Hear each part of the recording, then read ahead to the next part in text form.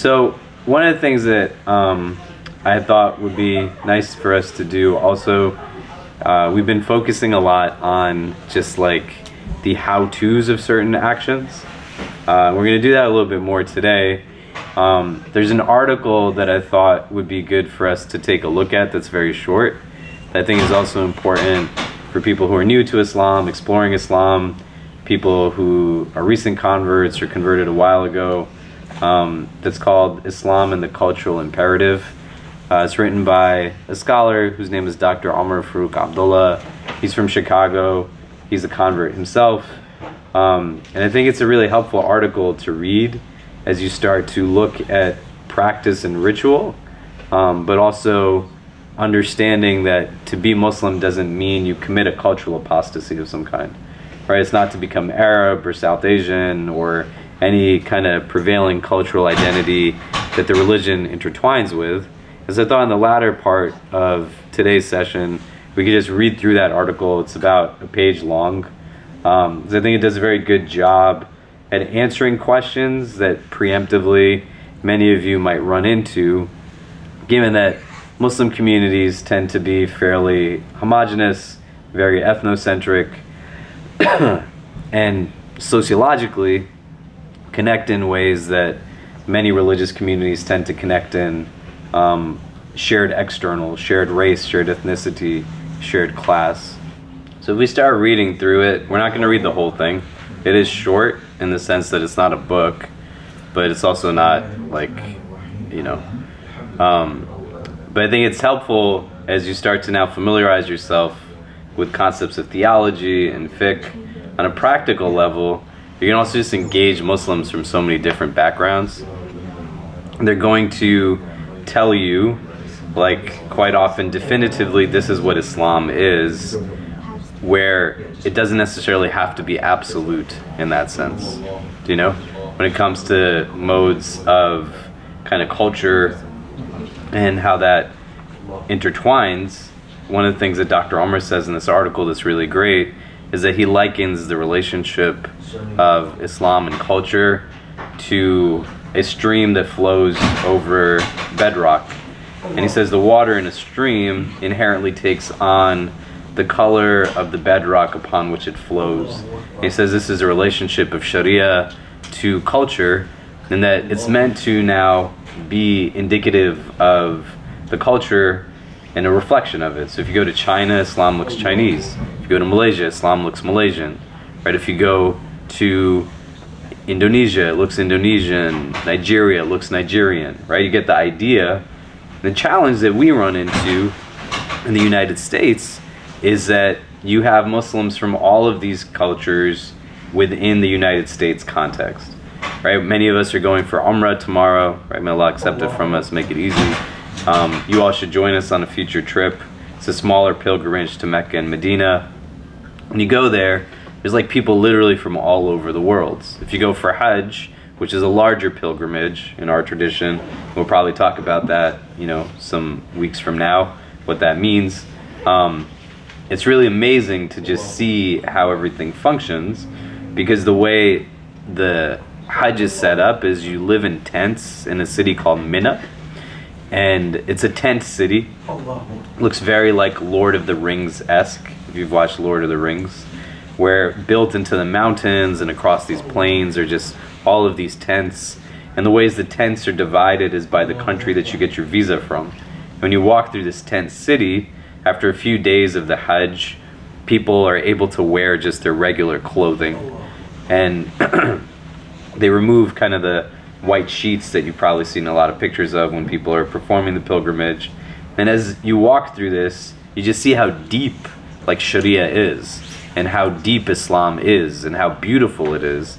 You go to the tents where people are from, like Malaysia, Indonesia, and there's a lot of different colors and different kind of language spoken. The foods are reflective of the culture. You go then to the Indian subcontinent tents. Men are wearing shirts and women that go below their knees. There's some vibrancy to the language. There's more spice in the food. You go to tents from West Africa. There's a lot of beautiful gold and purple like clothing, and language again is distinct, and you kind of get the idea, right? The Gulf states, men are all wearing white, women are dressed in black. And when you come to the American tents or like the UK tents, there's people from all of those tents in our tents. When they go home and they are all pretty much the same outwardly, we come back to this place where all of us are different from each other, right? And you look in this room, everybody's a little bit different from the people sitting next to them, And what the point is of this class is to not just say, here's the how-tos, the do's and don'ts, like how we went through wudu for a good 3 weeks to talk about the mechanics of it, the spiritual aspects of it, these kinds of things. You also want to just ready yourself to think about where and how the depth of this religion is rooted in a shared theology that transcends cultural differences, but on a practical level, it's not necessarily always that easy to fit into some place when people normatively believe that the way that they do it is the only way to do it from a culturally hegemonic standpoint. And the base of this, though, in a foundation class, is that you want to understand that to convert to Islam doesn't mean you commit a cultural apostasy. And as you are navigating this and you are experiencing this, or you engage your own sense of religious journey, there are things that are absolutes, prohibitions, obligations. We talked about what is foundational theology in Islam, what makes somebody Muslim. And so this is a very important thing to understand, because you could walk into many Muslim spaces and the hope is that it's going to feel familiar, but the idea is that it can feel unfamiliar. But on the flip end of it, the same thing that brings those people together sociologically, shared language, shared food, shared culture, is not like a bad thing. And there's a familiarity that becomes necessary at times when you're exploring the religion, and certain things make sense in terms of the theology and practice, but on a lived level, it's, I don't know how to be Muslim, because an underlying element is, I don't know how to be Arab, I'm not Arab. I don't know how to be South Asian, I'm not South Asian, right? I'm Latino, I'm white, I'm black, African American. I'm not in this place. And what this article does, I think very nicely, is outlines the base of how Sharia relates to culture. And you want to be aware of this just as you navigate these things. But where it goes in both directions, I'll give you an example. We had a young brother in our community who is half Puerto Rican and half Dominican. And he was celebrating Eid with us for years. He prayed, he observed Ramadan. And then one night in Ramadan, a few years ago, he sat with me and he said, everything in this religion makes sense, but I don't know any Muslims who are Puerto Rican or Dominican like I am. And he says it just makes it feel very much like it's not something for me. And I said, oh, my brother-in-law is Puerto Rican and Dominican. And he said, what do you mean? And I said, yeah, my sister is married to a guy who's Puerto Rican and Dominican. His name is Ulysses, really great. Yuli converted to Islam many years ago. After him, his younger brother Brian converted to Islam. And then in our center at Jummah, their sister, who's between them in age, took her shahada one day. And I introduced this guy to Yuli a couple of days later. And they sat down and everything just you could see felt so different to him. It was very, very unique. We had another lady who came here for the first time for Jummah, and she was a convert, and had come out of a place where she was the only person of her background. Just white lady, blonde hair, blue eyes, and she came in, and the room was filled with white people that day. And she sat down with me. She's like, I've never been to a masjid that has this many white Muslims. And I sat with her and I was like, there's a group visiting from Denmark today that is not Muslim, and they were just here to participate in Jummah. But I was like, but there's still people who are here who are converts, and they kind of get what you're talking about. But it was a need that she didn't even know that she had, right? And that's how we connect sociologically. We crave similarity and familiarity. In your own journey with Islam, you're going to run into people who cannot see Islam bigger than what they've been brought up with. They're going to only see kind of the culture that is infused with religion that doesn't negate who they are, but they see permissibility in this framework as normativity, that this is the only way to do something, as opposed to one of the ways that someone can do something. Do you get what I'm saying? Does that make sense? Yeah? So let's take a quick look at this article. We won't read the whole thing, but Dr. Omar Farooq Abdullah, he's from Chicago, and he wrote this like years ago. He's like a true scholar in the scholarly sense of things, like very intellectual, writes a lot about spirituality, theology. He's a professor in Saudi Arabia for some time, has lived all over the world, traces a lot of his shuyukh, his teachers, to West Africa, and is just a very like nice, kind man, right? And I think as you navigate religion and religious learning, you want to also think and distinguish between who your professors are and who your teachers are, right? Who you just take information from and who it is that you take a sense of just character and ethic from. And the distinction there becomes really important. And he's like a nice guy, right? So if we can just start with this first paragraph that says, for centuries, Islamic civilization harmonized indigenous forms of cultural expression. Does anybody want to read? People have it. We're looking at an article. It's called Islam and the Cultural Imperative by a man named Omar Farooq Abdullah. If you just Google it, and on the first site that pops up is like an Oasis site. It'll say download English, so we can just download the English. Does anybody want to start reading? We're not going to read the whole thing. Stuff is sacred law. For centuries, Islamic civilization harmonized indigenous forms. It looks like this when you download it. Yeah? It struck a balance between temporal beauty and ageless truth, and fanned a brilliant peacock's tale of unity and diversity from the heart of China to the shores of the Atlantic. That's beautiful. That's a bar. Islamic jurisprudence helped facilitate this creative genius. In history, Islam showed itself to be culturally friendly, and in that regard, it has been likened to a crystal clear river. Its rivers, Islam, are pure, sweet, and life-giving, but have no color of their own, reflect the bedrock, indigenous culture, over which they flow. In China, Islam looks Chinese. In Mali, it looks African. Sustained cultural relevance to the distinct peoples, diverse places, and different times underlay Islam's long success as a global civilization. The religion became not only functional and familiar at the local level, but dynamically engaging, fostering stable indigenous Muslim identities, and allowing Muslims to put down deep roots and make long-lasting contributions wherever they went.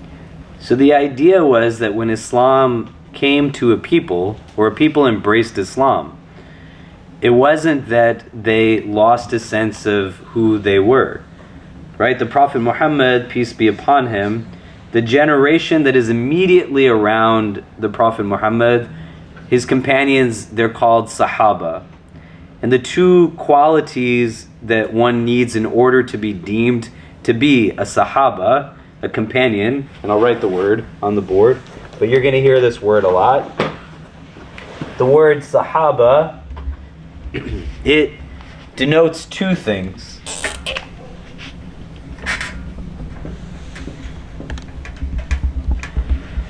One, that this was a person who met the Prophet in the course of their life. And two, they died in a state of faith in Islam. Right? That it wasn't enough that they had one or the other, but they were both that categorically identified them to be a companion of the Prophet. He had companions that were young, companions that were old, people who were as young as his own grandsons, right? People who were as old as his uncles. But he was in a place where the connection as a generation identified was to the Prophet and how they experienced a relationship with him during the course of their life. The generation that comes after this, they're called the Tabi'een, and we don't have to get into them just yet, but to give you an idea, they have the same category of dying in a state of faith but they then interacted with someone who was a Sahaba, as opposed to interacting with the Prophet. Does that make sense? The Prophet's companions, his Sahaba, they were definitely people who were Arab, people who were Quraysh, people who were of his clan and his tribe, but he also had people who came from all different walks of life, right? The major communities at this time were people, Persians, Byzantines, Romans.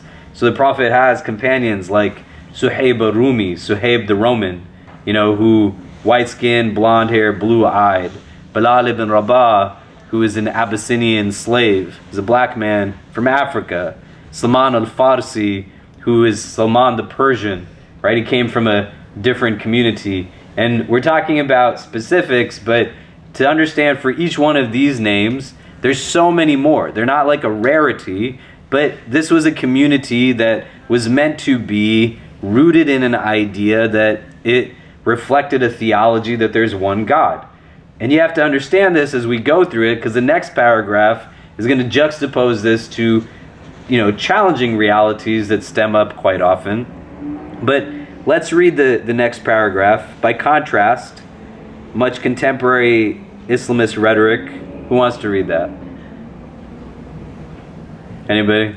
You can keep going, Phil.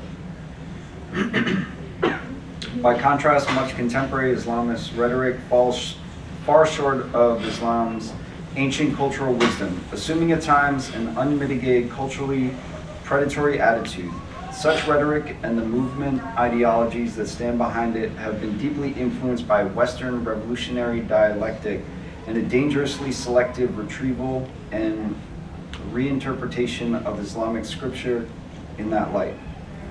At the same time, however, the Islamist phenomenon is, to no small degree, a byproduct of the grave cultural dislocation and dysfunction of the contemporary Muslim world.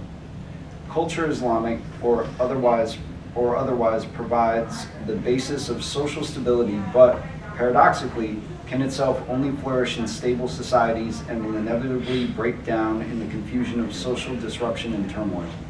Today, the Muslim world retains priceless relics of its former cultural splendor, but in the confusion of our times, the wisdom of the past is not always understood, and many of its established norms and older cultural patterns no longer appear relevant to Muslims or seem to offer solutions. Where the peacock's tail has not long since folded, it retains little of its former dazzle and fullness. Where the cultural river has not dried up altogether, its waters seldom run clear. Human beings generate culture naturally like spiders spin silk. But unlike spiders' webs, the cultures people construct are not always adequate, especially when generated unconsciously, in confusion, under unfavorable conditions, or without proper direction. Unsurprisingly, Muslim immigrants to America remain attached to the lands they left behind, but hardly, if ever, bring with them the full pattern of the once healthy cultures of their past, which, if they had remained intact, would have reduced their incentive to emigrate in the first place. Converts, overwhelmingly African American, are often alienated from their own deep indigenous roots and native cultural sensibility through the destructive impact of culturally predatory Islamist ideologies from abroad. Okay, so let's take a pause here, right? The article is going to introduce an objective reality.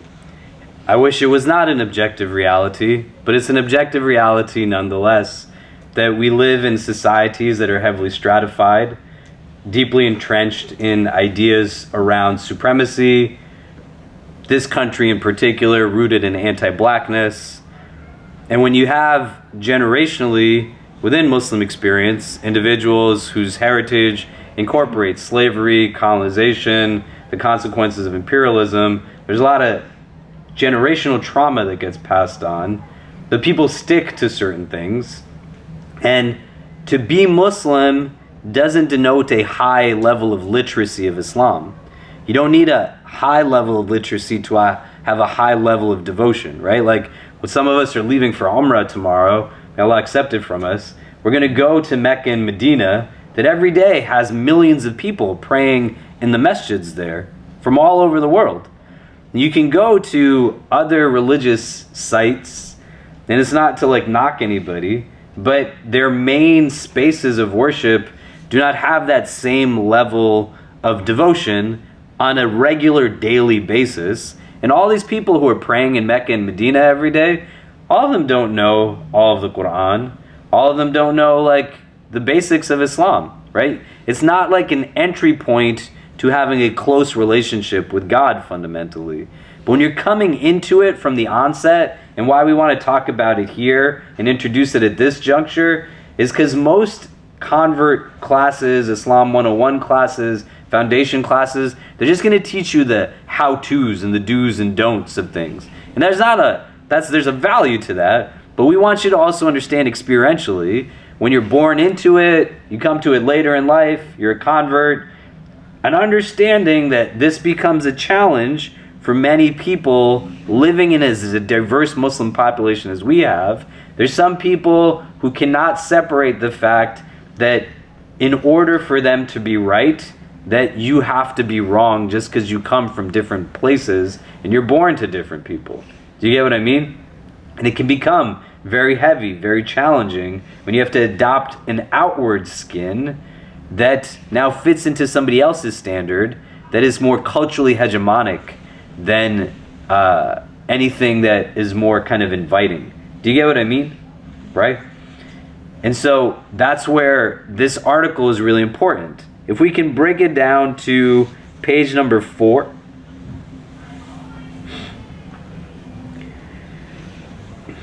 There's a section that is headed Respecting Other Cultures, a Supreme Prophetic Sunnah. So the Sunnah refers in a technical sense to the authoritative example of the Prophet Muhammad sallallahu alaihi wasallam, peace and blessings be upon him. In a literal sense, it just refers to the authoritative example of any individual. But when it's talked about here, it's talking about the Prophet Muhammad, peace be upon him. Can somebody start to read from here? The Prophet Muhammad and his companions were not at war with the world's cultures. Yeah, go for it. The Prophet Muhammad and his companions were not at war with the world's cultures and ethnicities, but entertained an honest, accommodating, and generally positive view of the broad social endowments of other peoples and places. The Prophet and his companions did not look upon human culture in terms of black and white, nor did they drastically divide human societies into spheres of absolute good and absolute evil. Islam did not impose itself neither among Arabs or non-Arabs as an alien, culturally predatory worldview. Rather, the prophetic message was from the outset based on a distinction between what was good, beneficial, and authentically human in other cultures, while seeking to alter only what was clearly detrimental. Prophetic law did not burn and obliterate what was distinctive about other peoples, but sought instead to prune, nurture, nourish, and create a positive Islamic synthesis. Much of what became the Prophet's Sunnah, prophetic model, was made up of acceptable pre-Islamic Arab cultural norms and the principle of tolerating and accommodating such practices among Arabs and non-Arabs alike in all their diversity, may be termed the supreme overriding prophetic Sunnah. In this vein, the noted early jurist Abu Yusuf understood the recognition of good local cultural norms as a falling under the rubric of the Sunnah. The 15th century Grenadian jurist Ibn al-Mawa articulated a similar outlook and stressed, for example, that it was not the purpose of prophetic dress codes to impinge upon the cultural integrity of non-Arab Muslims who were at liberty to develop or maintain their own distinctive dress within the broad parameters of the sacred law. So people understand what this means? Yeah? So what I'd like you to do just for a minute, we can take a pause, and turn to the person next to you. What are you taking away from this so far? Like, what are things we can extrapolate from this? Things that you might seem to be like very obvious, or things that you're kind of like, oh, I didn't know that. But also, how does it kind of relate to your own experience thus far? As you're exploring Islam, you're a convert, you're like born into it. This is like telling us what the basis is of a prophetic model of engagement.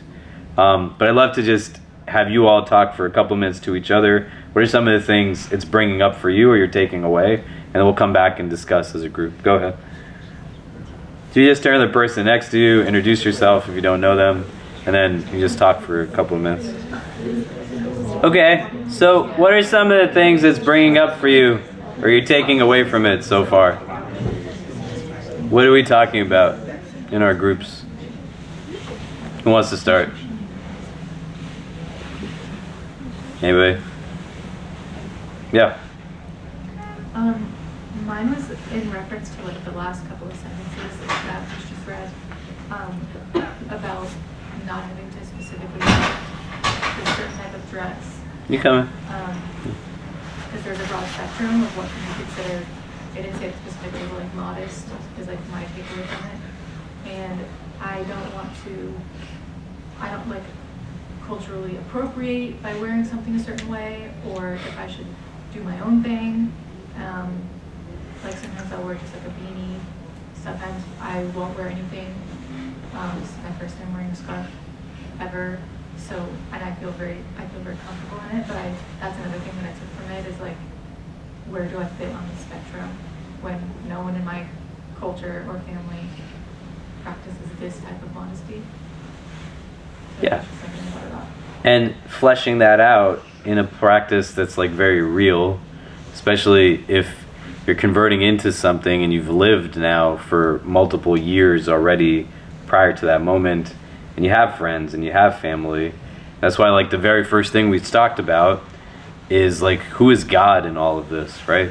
Because if there's not a God-centric worldview and it's just you have to do this because this is what's done, then it just becomes more about the mechanics without a base that says, well, why am I doing certain things in certain ways, right?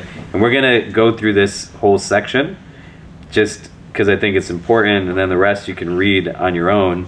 But there's going to come to a part where he says it's also important to like let go of parts of culture that don't coincide with Islam as a religion, right?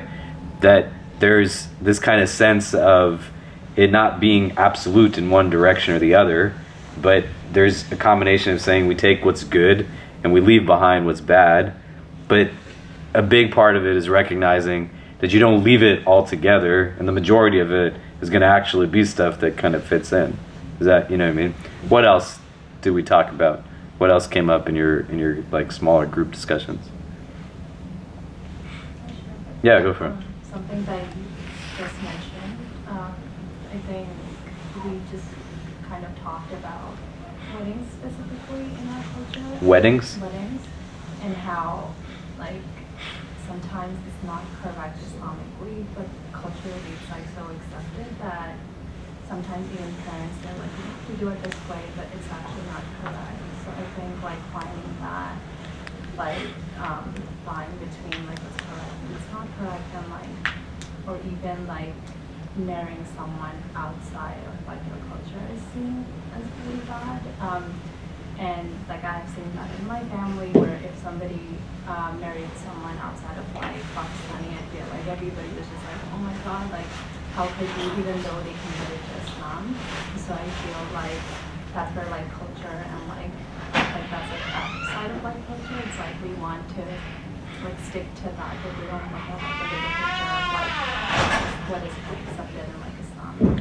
Yeah, and the broader we has to be kind of broken down into I statements, because fundamentally as an individual you have to determine for yourself what goes into your decisions, what goes into your choices, and where and how we can navigate it. But even in the prism of weddings, right, I do a lot of weddings, right?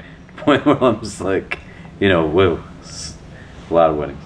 But what's amazing is when people are getting married from distinct cultures, and also people are getting married from the same culture, and you get to experience just like how deep again and beautiful Islam is, and the way that it just manifests in so many different traditions, and all of these weddings look so different than what is just sometimes deemed to be normative rather than simply permissible. Do you get what I mean? Right? I've done weddings for like Egyptians that are marrying Afghans, weddings for people who are Sudanese that are marrying Italian people, weddings for Pakistanis getting married to Egyptians, and people just blend all of their cultures together, right? And it's really amazing to see that it's a reflection of individuals, that diversity can be embraced and appreciated, as opposed to you got to leave certain things at the table, or at the door rather, and they can't kind of be brought to the table. Do you see what I'm saying?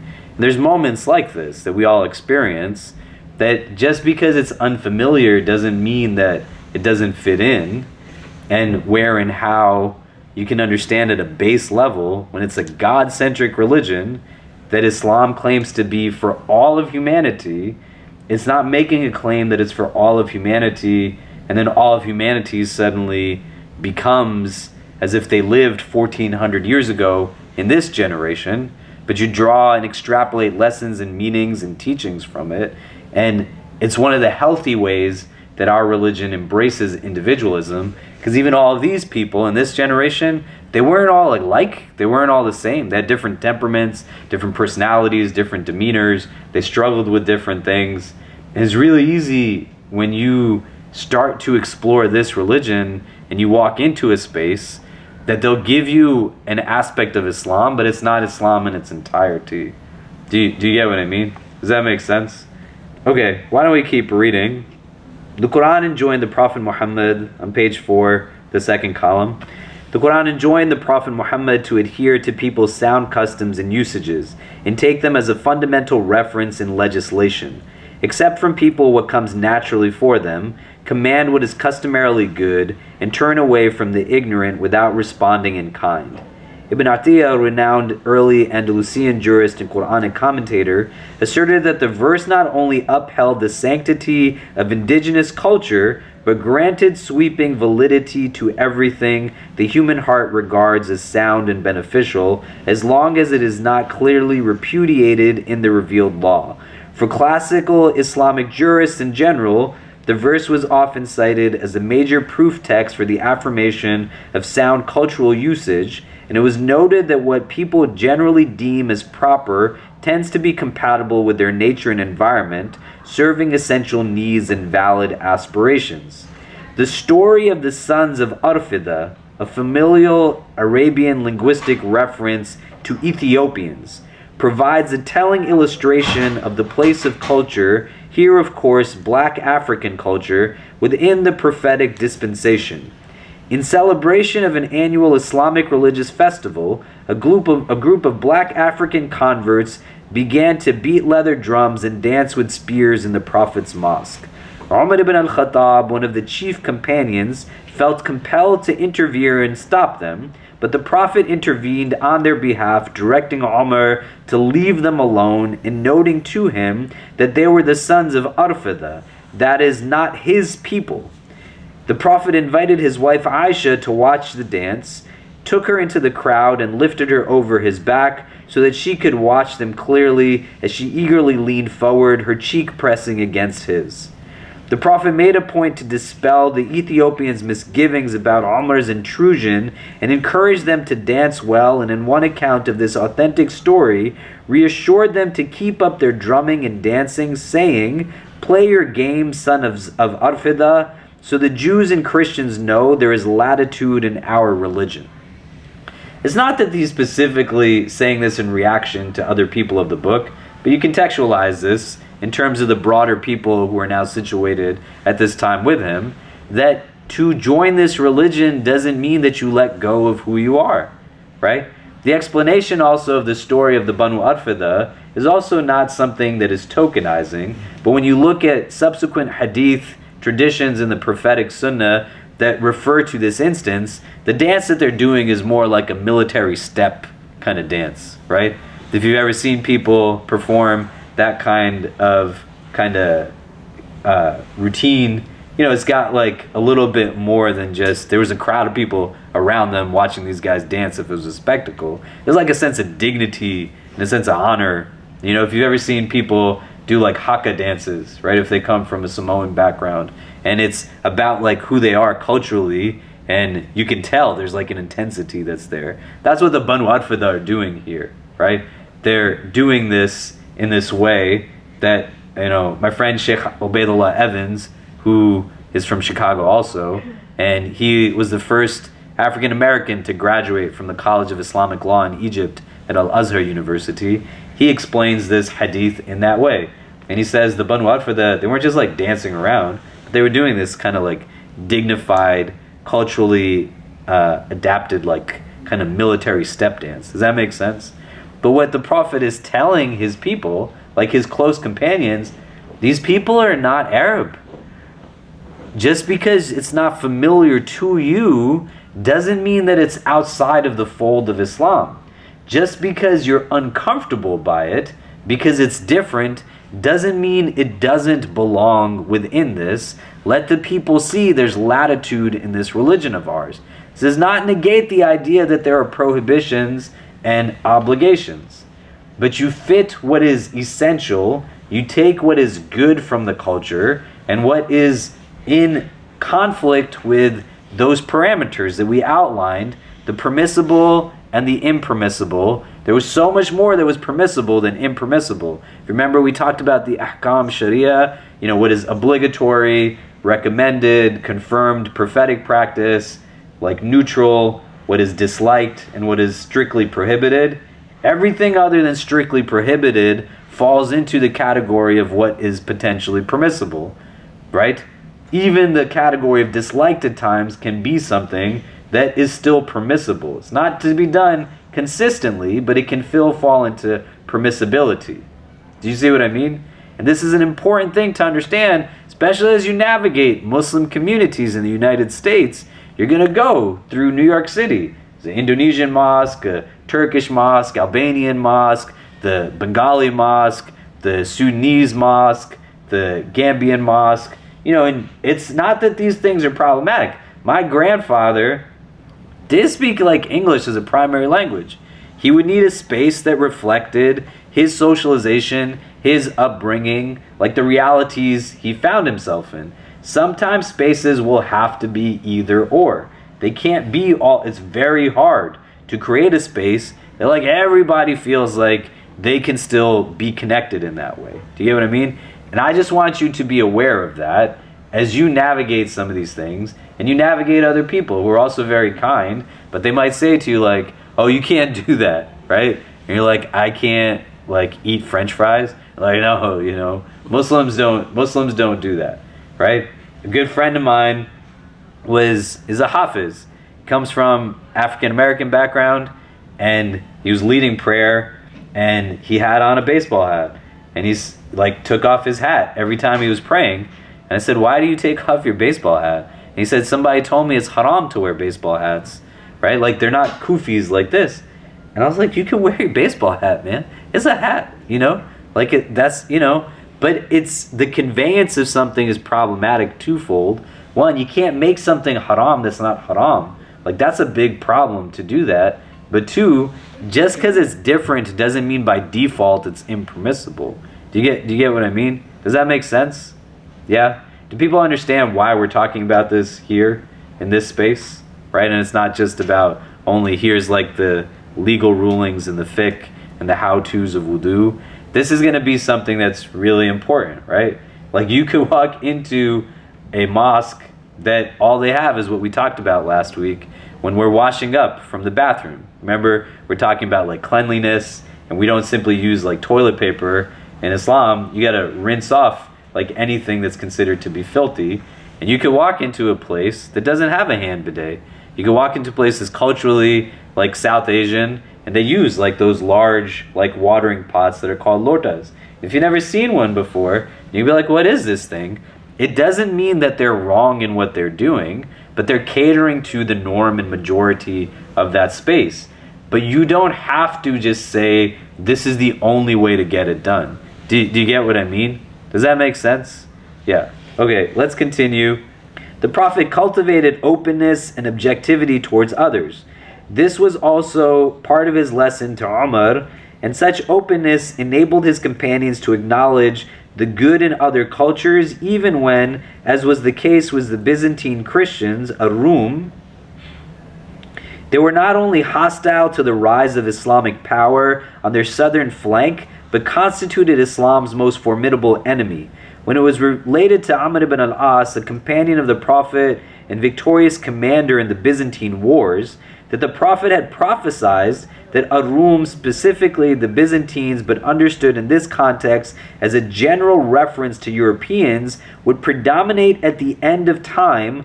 Amr responded to his informer, "If then you have related this honestly, know that they have 4 excellent qualities. They are the most forbearing of people in times of discord. They are the quickest of people to recover from calamity. They are the most likely of people to renew an attack after retreat. And they are the best of people toward the poor, the orphan, and the weak." Amr then added, "And they have a 5th attribute, which is both beautiful and excellent. They are the best of people in checking the oppression of kings." Amr drew attention to those European cultural traits which he knew and regarded as both compatible with Islam's ethos and universally desirable as human qualities. His response demonstrates his understanding that the future prominence of Westerners would be an outgrowth of their exceptional cultural traits, which his mind immediately began to search out after hearing the Prophet's prophecy. 4 came at once to his mind, and the 5th, "They're the best of people in checking the oppression of kings," occurred as an afterthought, but was clearly regarded amongst the most important. It was viewed as beautiful and excellent. They're finding a recognition that there's beauty in every culture, right? That there's not a reductive approach to Islam that says everybody's going to just suddenly be exactly the same way. And you have to be able to navigate this as you explore Islam as a faith, to understand that the exploration of Islam as a religion doesn't mean that you have to let go of things that are inherently a part of who you are, right? I grew up the child of immigrants who are from Pakistan, experienced partition, and I run the Islamic Center, right? Story's true so far.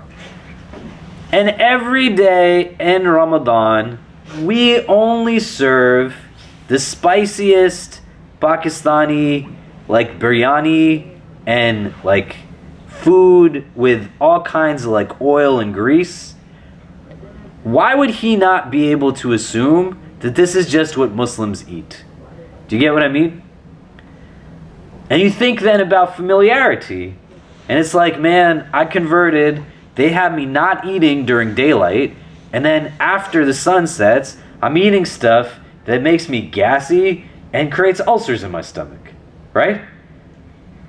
But there's no sense of somebody might be different, and this isn't what's familiar to them. When I went to Myanmar the second time to work with Rohingya refugees there, they're facing ethnic cleansing, genocide, may Allah make things easy for them.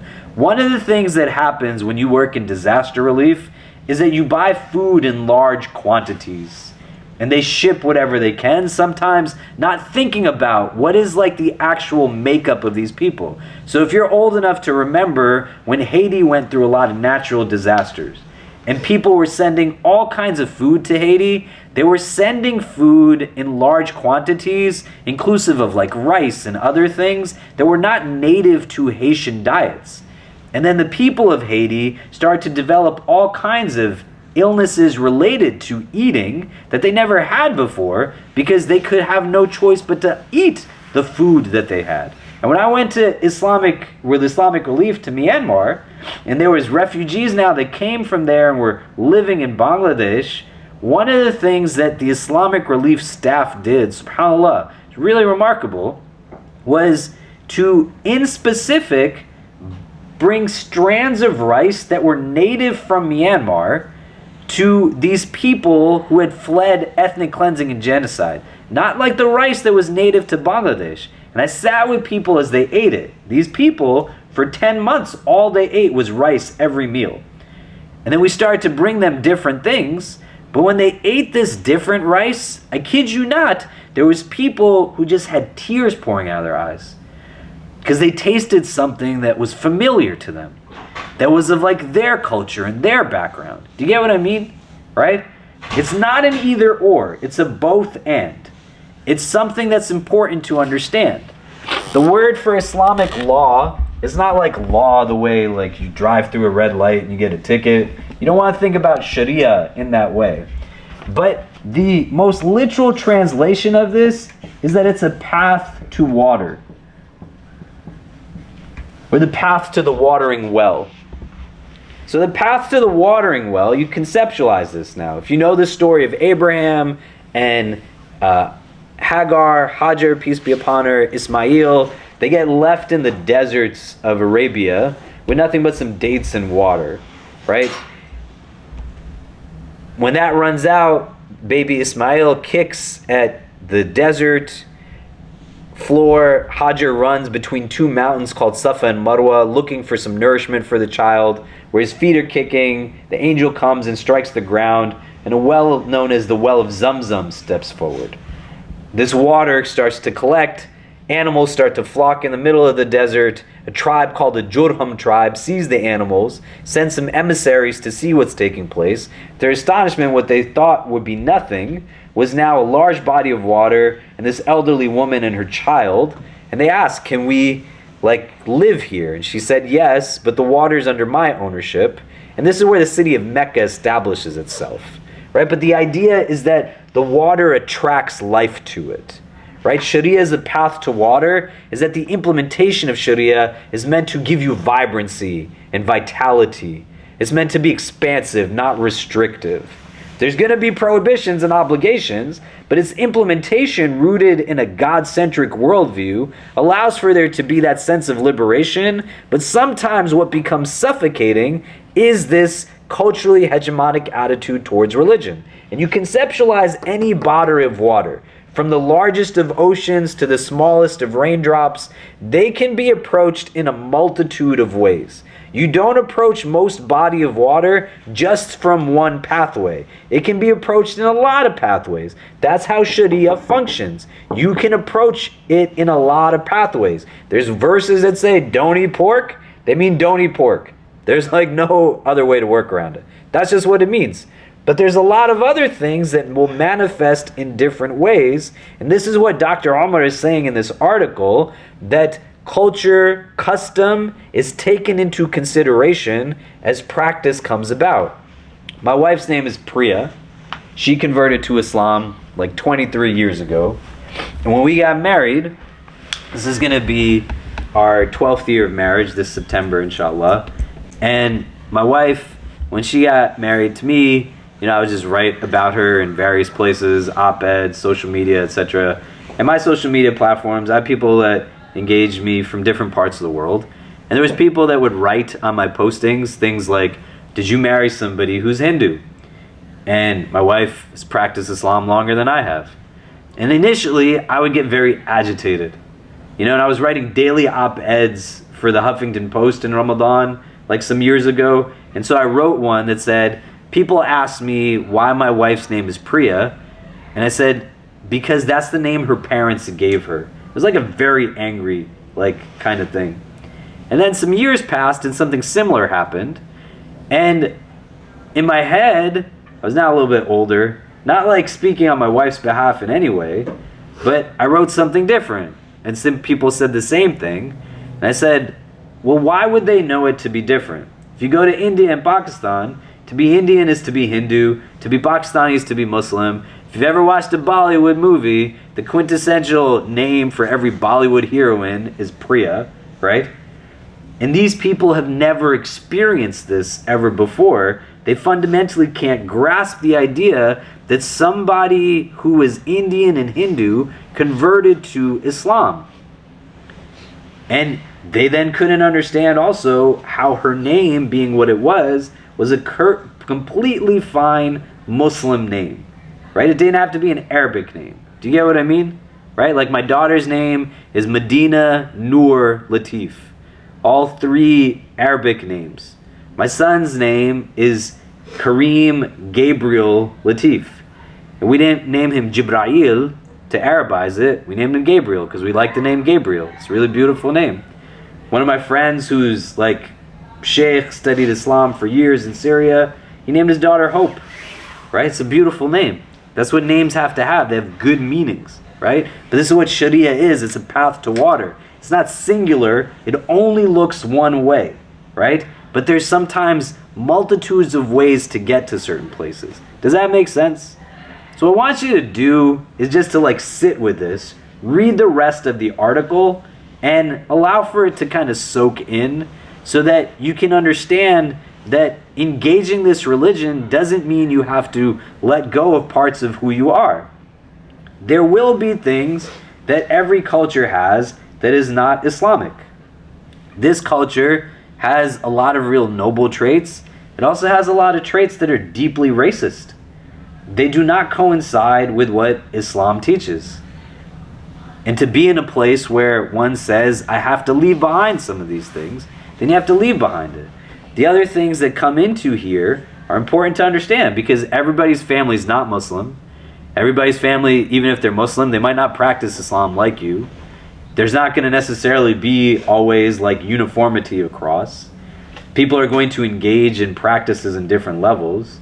And as you navigate some of these things and you Google stuff, there's all kind of information out there, but nobody's teaching you what it means. It's just going to be more and more suffocating. That like, well, there's this many opinions on this, and this many opinions on that. It all falls under this idea, but none of it says you have to forego and commit a cultural apostasy to become Muslim. Does that make sense? Okay, so we're going to take a pause in a minute to pray. We are not meeting next Wednesday, but from the Wednesday after, we will meet, and we'll meet at 7 on that Wednesday after. It's the last day before Ramadan starts. So not the coming Wednesday, but the Wednesday after. I don't know what the date is. 2 weeks from now. After that, in Ramadan, we will meet at 6 o'clock in this room on Wednesdays instead of at 7. Does that work for people? Especially those who've been coming consistently. Can you get here by 6? Yeah? Anybody have an issue with it? You can tell me. Yeah? And through Ramadan, we'll meet at 6, and we'll go through other stuff. I think next week, or the next time we meet, which will be 2 weeks from now, we might pivot a bit, and instead of continuing with some of the washing up and wudu and this kind of stuff, we'll talk about Ramadan in specific, like the do's and don'ts of Ramadan, how that kind of functions, what you can kind of expect and anticipate within Ramadan. But throughout the course of the month, we'll then go back to some of what we're talking about, so there's continuity throughout what it is that we're discussing, and we'll kind of take it from there. Does that make sense? Does that sound good? Okay, great. So we're going to take a pause. Khalid and I and Solo are tomorrow going to Mecca and Medina. Inshallah, we'll be in Saudi Arabia for the next week. That's why we won't be here next Wednesday. If anybody needs anything or wants anything from there, please let us know. We'll do our best to get that for you. All of you are definitely in our prayers. We're taking a smaller pilgrimage that's called the Umrah. It's different from the Hajj pilgrimage in that the Umrah can be done in a few hours. It doesn't have to be done at a specified time of the year. It can be done at any time in the calendar year. And we're looking forward to perhaps one day doing a specific Umrah for our conversations group, or things that kind of are more segmented to helping to meet some of the needs of some of the people that come to us through our conversations group. But if anybody needs anything, please do let us know. We'll do our best to get that for you. Does anybody have any questions or anything they want to add in before we wrap up? Yeah, so please read the article in its entirety. It's a really important thing to understand as a base, so that when you enter into certain spaces, you can get to a place where you recognize, this is why this person is potentially telling me that I need to do some of these things that I'm doing. But if it doesn't feel familiar because you're not of that background, that's okay, right? And you can still have gentleness and compassion, unless they're inhibiting you from your growth. Do you know what I mean? And being in a place then where you have to then deal with certain realities, and I want to be very transparent with you, it becomes hard for sometimes people who convert to Islam quite often, because people speak in languages that they don't understand around them, don't invite them to things because they don't share culture. Connections are just rooted in externals and not internals, and that's not what Islam is about fundamentally. But we want to kind of be in a place where we're on the same page, in terms of what your experiences will be and how we can pivot and shift that, as Khalid was saying. So we're building the spaces and offering insights so that it's getting better, and then in another generation it'll be that much better. Do you get what I mean? Okay, assalamu alaikum. Like,